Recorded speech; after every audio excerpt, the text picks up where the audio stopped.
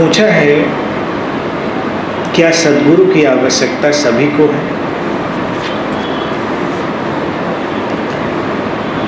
एक अर्थ में हाँ और एक अर्थ में ना। गहरे तल पर देखा जाए तो सभी को आवश्यकता है, लेकिन थोड़ा और नज़दीक जाकर देखा जाए तो आवश्यकता तो सभी को है, लेकिन अभी उस आवश्यकता को अनुभव करने की स्थिति में बहुत सारे लोग नहीं हैं, इसलिए उन्हें सद्गुरु की आवश्यकता बिल्कुल भी नहीं, क्योंकि उसे महसूस भी करना है। वो जीवन की विकास की यात्रा में घटता है। आमतौर से तुम गाँव में जाओ या कम पढ़े लिखे लोगों से मिलो। कम पढ़े लिखे कहने से मेरा तात्पर्य ये मत समझना कि जो कॉलेज यूनिवर्सिटी नहीं गए उनको मैं कम पढ़ा लिखा कहता हूँ।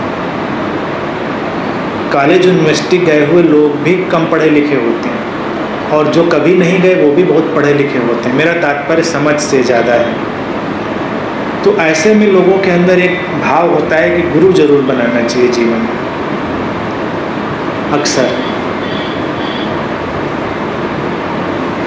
गुरु बनाने से मुक्ति मिल जाती है, तो जीवन में एक गुरु जरूर बनाना चाहिए।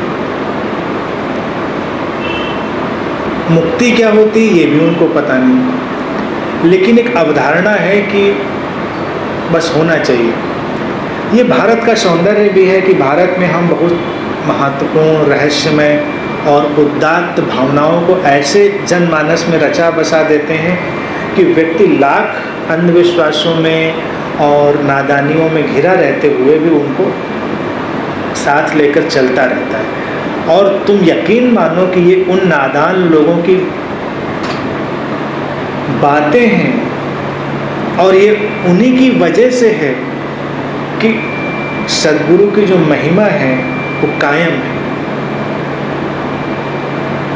नादान सही, लेकिन वो उसको लेकर चल रहे हैं।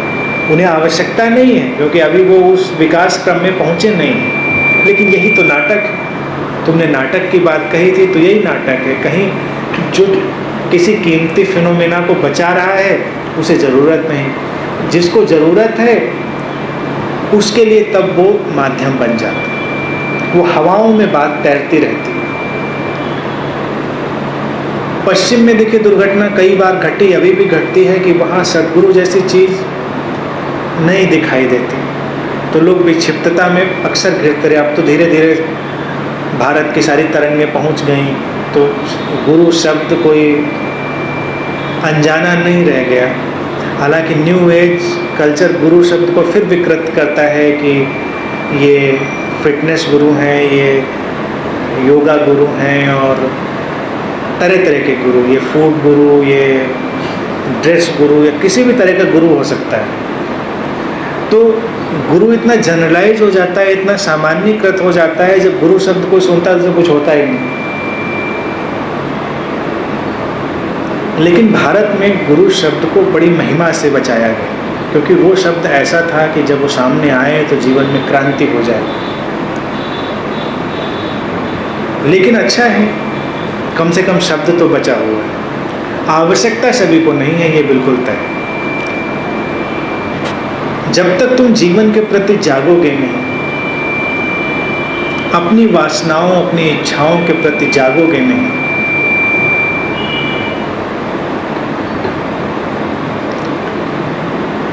तब तक तुम्हें गुरु की आवश्यकता महसूस नहीं होगी, और तब तक तुम उसे पहचान भी नहीं पाओगे। उसकी आवश्यकता महसूस ही तब होती है जब तुम एक जागृति की निश्चित मात्रा को उपलब्ध हो जाते हो। उसकी कीमत भी तुम्हें तब महसूस होती है।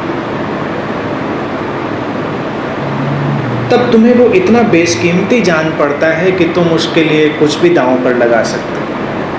अन्यथा तो आम तौर से गुरु जो होता है वो सबसे फालतू की चीज़ होता है। उसे हमें ऐसा नहीं बनाना चाहिए। ऐसा अगर एक बार बना लिया तो दुर्घटना घट जाती। इससे अच्छा है तुम गुरु विहीन रहो। बिल्कुल ठीक है, तुम गुरु विहीन जीवन बिताओ, लेकिन उसे इस तरह से कभी मत लो कि वो तुम्हारे जीवन में एक व्यर्थ की चीज़ या बड़ी सामान्य सी चीज़ हो जाए। फिर तुम चूक जाओगे। फिर वो जिस पारलौकिक सत्ता का माध्यम है, जिस परमात्मा का वो माध्यम है, उसे तुम कभी देख नहीं पाओगे। बहुत अधिक प्रेम की आवश्यकता होती है इसमें। जो व्यक्ति लौकिक प्रेम के क्षणों को जी चुका है, वही उस अलौकिक प्रेम को अनुभव कर पाता है। यात्रा प्रेम की ही है, लेकिन अगर तुमने लौकिक प्रेम को ही अभी नहीं जाना है तो तुम उस अलौकिक प्रेम को भी कभी जान नहीं पाओगे।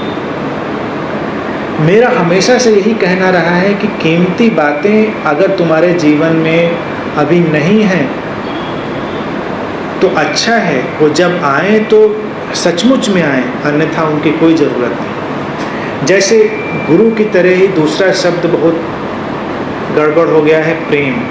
तुम प्रेम की इतनी बातें करते हो और जीवन में प्रेम नहीं।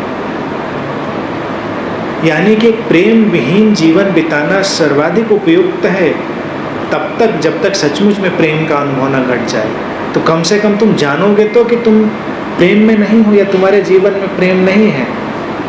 जैसे रेगिस्तान हो और उस पर बरसात की बूंद गिरे तो कितनी क्रांति होती है। कभी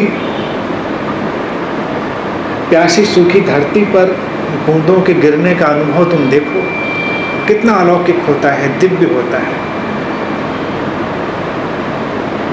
लेकिन अगर तुम इम्यून हो जाते हो कुछ बातों से, तो जब वो चीज़ें सचमुच में घटती हैं तो तुम उन्हें अनुभव नहीं कर पाते, तुम उनसे चूक जाते हो।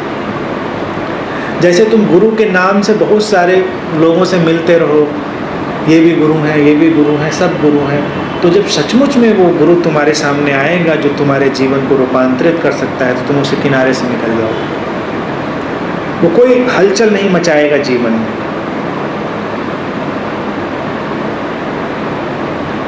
उसकी उपस्थिति हलचल मचानी चाहिए, तभी क्रांति होती है। जीवन की हर कीमती चीज के लिए प्रतीक्षा करो,